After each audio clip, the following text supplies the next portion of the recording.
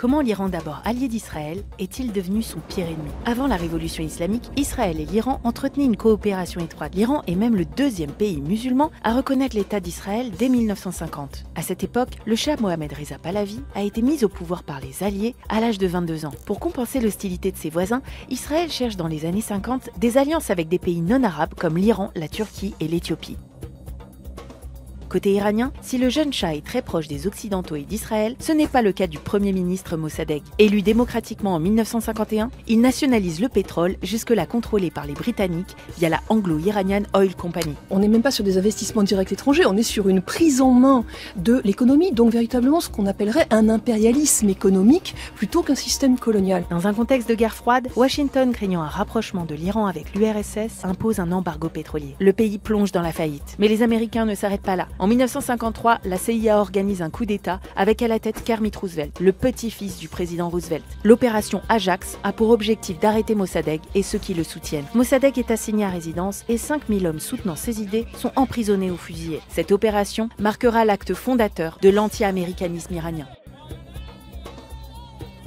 Le Shah, parti s'exiler pendant cette période trouble, revient triomphalement avec l'aide américaine et britannique. Il ne pas s'oublier qu'à cette époque-là, l'ambassadeur américain allait tous les jours voir monsieur le Shah d'Iran pour lui dire ce qu'il fallait faire.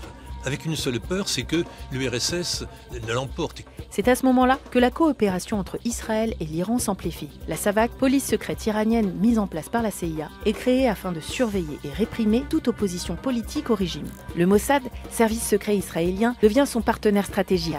En 1961, Ben Gourion rend visite à Téhéran.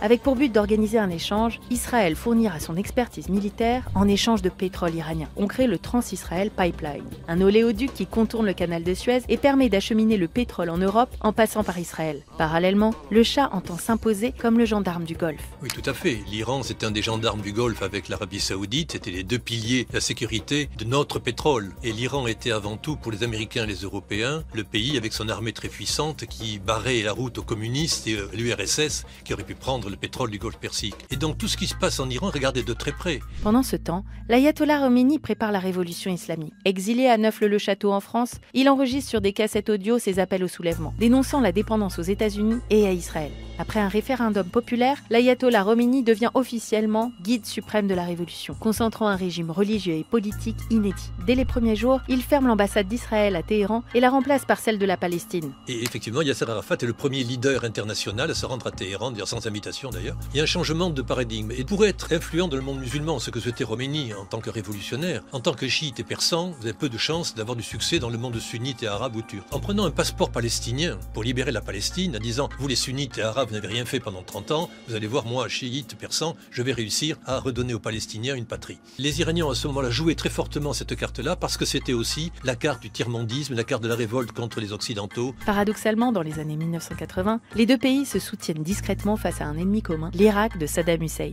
Mais cette alliance de circonstances ne dure pas et l'Iran développe un discours anti-Israël qu'il ne nomme même plus par son nom, mais anti-sioniste. Cette rhétorique s'amplifie sous les gouvernements d'Ahmadinejad et aujourd'hui du guide suprême, l'ayatollah Khamenei. Un conflit larvé et une situation ambiguë qui s'est concrétisée récemment par des attaques directes.